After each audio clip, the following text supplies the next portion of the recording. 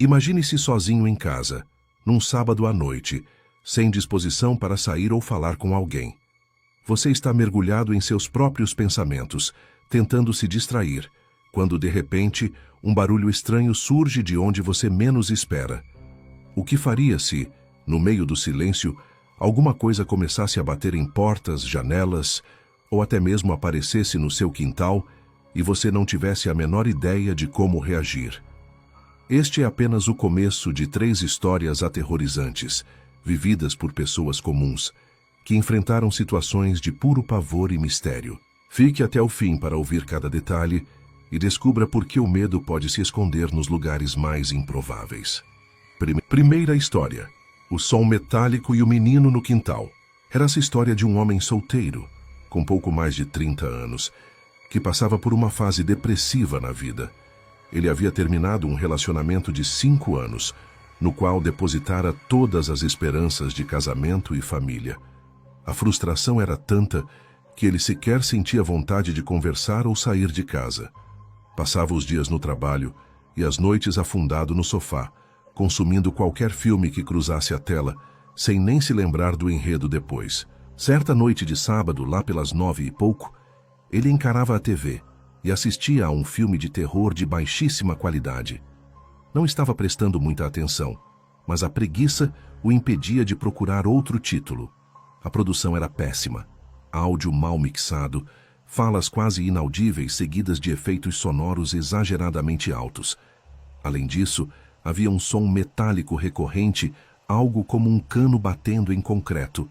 Aquilo aparecia sem lógica, não combinava com a cena nem com o cenário do filme. Ele reclamava mentalmente daquela falha de áudio, quando em certo ponto precisou ir ao banheiro.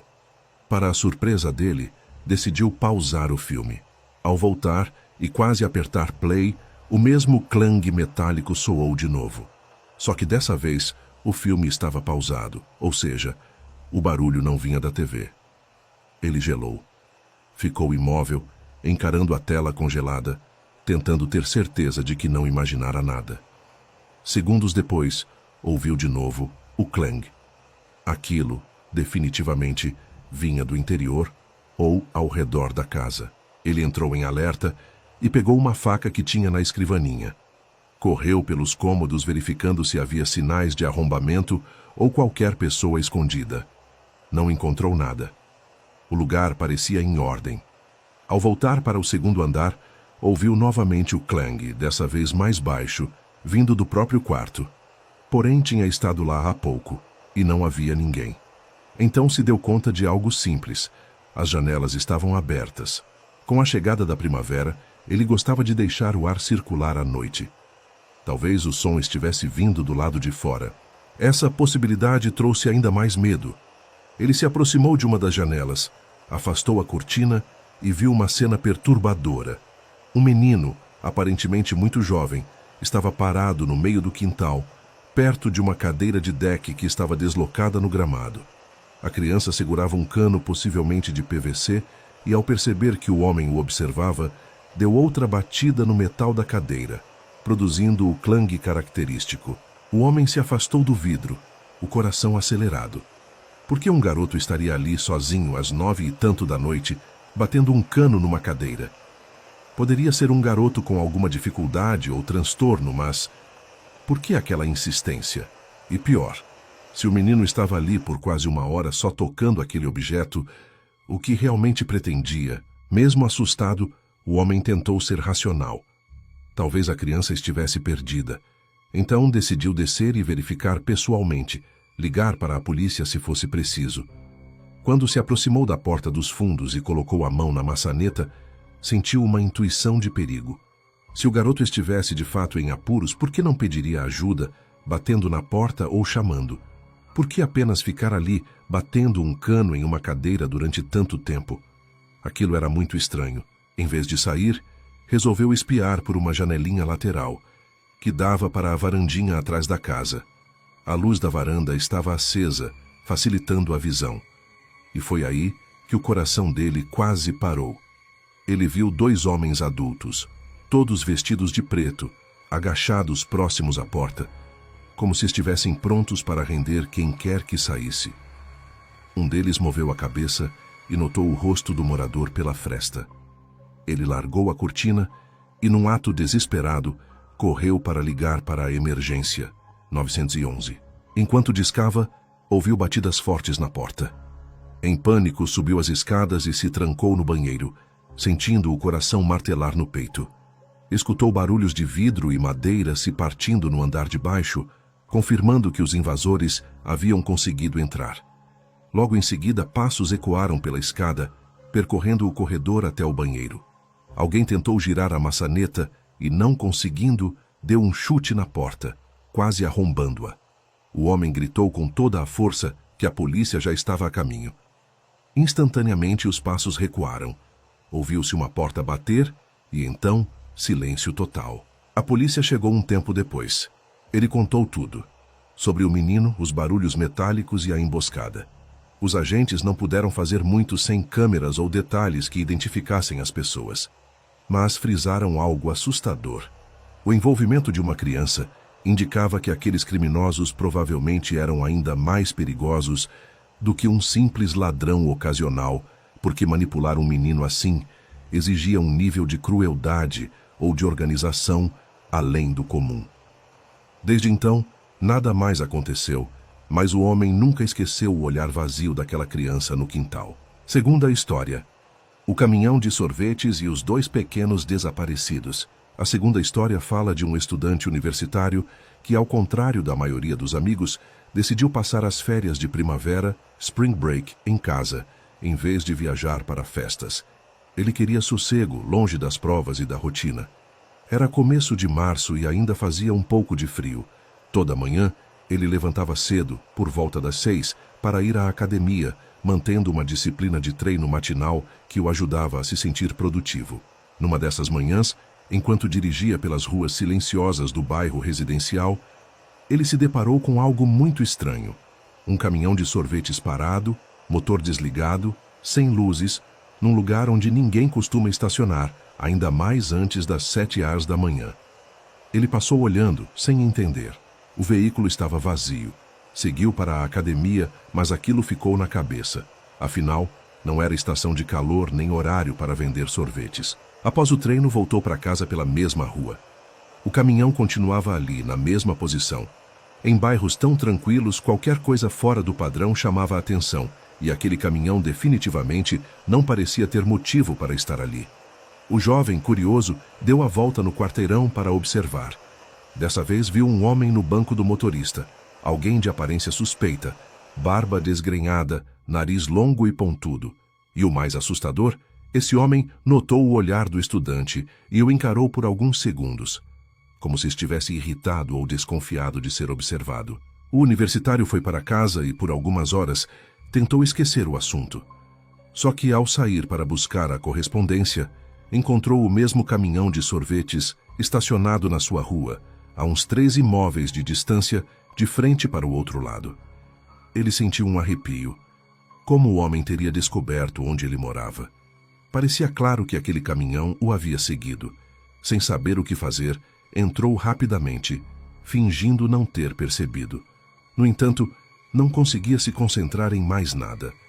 De tempos em tempos, espiava pela janela de um quarto de hóspedes, que tinha boa visão da rua. Cada vez que ele olhava, o caminhão mudava de lugar. Não saía do bairro. Apenas se movia para pontos diferentes, como se estivesse esperando algo, ou se preparando para alguma ação. Num ato impensado, o jovem pegou binóculos para ver de perto. O que viu o deixou petrificado.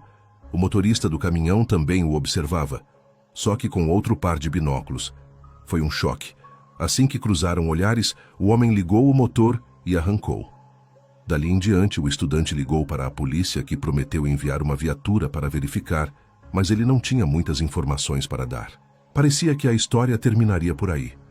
Mas naquela mesma noite, por volta das 3h da manhã, o jovem acordou sem saber por quê, até escutar uma musiquinha baixa, quase imperceptível, típica de caminhão de sorvetes. Aquilo gélido em sua espinha. De súbito, pedras ou pedrinhas começaram a bater em sua janela vindo do quintal. Com medo, Ele se aproximou para conferir e quase desabou de susto. Lá embaixo, no meio da escuridão, estava o homem do caminhão de sorvetes, acompanhado por duas figuras pequenas, talvez crianças, uma de cada lado, segurando as mãos dele. A música que ele escutava era o jingle do caminhão, tocando bem baixo, como se fosse um aviso macabro. Aterrorizado, o universitário foi acordar o pai. Em poucos minutos eles desceram para ver se alguém ainda estava lá fora, mas não havia mais ninguém. Chamaram a polícia novamente, que fez buscas pela região, sem sucesso. Alguns dias se passaram e o rapaz teve que voltar para a faculdade.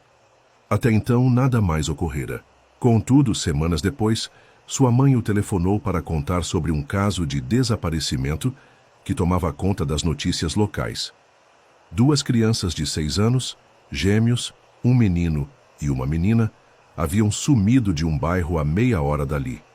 Na hora, o universitário se lembrou dos 2 pequenos que viu no quintal ao lado daquele homem sinistro.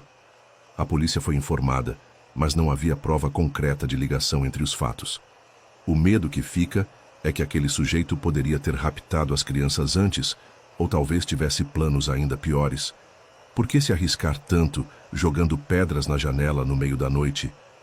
A explicação possível é que pessoas capazes de sequestrar crianças não pensam como gente comum. E esse caso permanece sem solução. Terceira história. Os chamados misteriosos e a gravação de voz. A terceira e última história envolve um vendedor de carros de luxo. Ele trabalha na área de vendas da BMW, lidando com clientes o tempo todo, inclusive após o horário comercial. Um de seus hábitos é atender números desconhecidos, pois pode ser algum cliente interessado em comprar ou fechar negócio. Certa noite, depois das 22 horas, o telefone tocou, exibindo um número que ele não reconhecia. Já estava se preparando para dormir, mas, por rotina, quase atendeu. Acabou deixando tocar e ninguém deixou recado. Só que, poucos minutos depois, o mesmo número ligou de novo. Ele atendeu irritado, mas tentando manter a postura profissional. No começo, só estática e ruído. Em seguida veio uma voz que o arrepiou. Era a própria voz dele, como se alguém tivesse gravado uma de suas conversas recentes com um cliente. A ligação reproduzia uma parte específica onde discutia preços e agendava test drive, mas só a parte dele não se ouvia a voz do cliente. Em choque, desligou. No dia seguinte, ligou para aquele cliente para tirar a dúvida, mas o homem não sabia do que se tratava e parecia genuinamente confuso. O vendedor pôs a história de lado, até que, na noite seguinte, um outro número diferente ligou e reproduziu mais uma gravação de uma conversa do dia novamente, apenas a voz dele, cheia de estática. Apavorado, começou a achar que estava sendo espionado. A cada noite, por quase uma semana, surgia uma nova chamada de um número inédito, reproduzindo um trecho de conversa recente. Ele passou a gravar essas ligações para ter algum registro, mas não sabia o que fazer com aquilo. O estresse se tornou insuportável. Ele passou a conferir janelas, portas, luzes e se trancava em casa, quase obcecado. Foi à polícia, mas eles disseram que, sem ameaça direta, pouco podiam fazer. Então, subitamente, as ligações pararam. Por uns dias, não houve mais nenhuma intromissão. Embora estivesse aliviado, uma parte dele ficou ainda mais nervosa, imaginando que aquilo era só uma trégua temporária.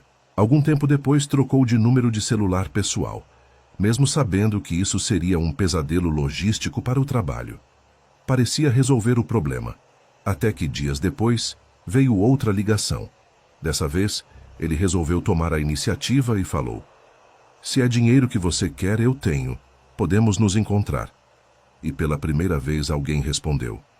A voz soou distorcida, possivelmente por um modulador, e disse apenas: 11 da noite. Em seguida, desligou. Num impulso irracional, o vendedor passou seu endereço esperando encerrar a história. Aquela noite de espera foi traumática. Ele tirou a arma do cofre, sentou na cozinha e ficou aguardando até 11 horas da noite, sem saber o que faria se alguém realmente aparecesse. O medo, a tensão, o descontrole, tudo se misturava na cabeça dele. Para sua sorte, ninguém apareceu. Entretanto, O estrago psicológico já estava feito. Ele percebeu quão perto estava de perder completamente a razão. Pensou na própria mãe que sofria de esquizofrenia e temeu seguir o mesmo caminho. Depois disso, nunca mais recebeu contato. Mas a paz não voltou de imediato. Demorou muito para que ele se sentisse seguro. Passou a frequentar terapia e chegou a se mudar de casa. Até hoje não sabe quem estava por trás das ligações ou por que o escolheram. A única certeza é que ele não era paranoico. Algo ou alguém realmente invadiu sua privacidade, gravou suas conversas e o submeteu a um jogo de terror psicológico que quase lhe custou o equilíbrio mental. Essas 3 histórias mostram como o terror pode surgir na rotina de pessoas comuns, explorando vulnerabilidades emocionais ou circunstanciais. Às vezes, o perigo não vem de fantasmas ou lendas urbanas, mas sim de gente disposta a tudo manipulando crianças, tocando música de sorvete na madrugada ou registrando conversas alheias. E no fim das contas, permanecem tantas perguntas sem resposta. O que aconteceu àquele garoto no quintal e às 2 crianças vistas no meio da noite? Quem tramava um assalto usando um menor de isca? Quem espionou as ligações do vendedor de carros e por quê? São dúvidas que aumentam a sensação de que o terror pode estar à espreita em qualquer canto, pronto para se manifestar quando menos se espera. Se você chegou até aqui, agradeço muito a sua companhia. Agora não saia sem deixar o seu like e inscrever-se no canal, pois isso me ajuda demais a continuar trazendo histórias como estas. E se você quer mais suspense, já tem outro vídeo aparecendo na tela neste momento. Clique para assistir e mergulhar em mais narrativas sombrias que vão fazer você repensar a segurança do seu próprio lar. Muito obrigado pela presença e até a próxima.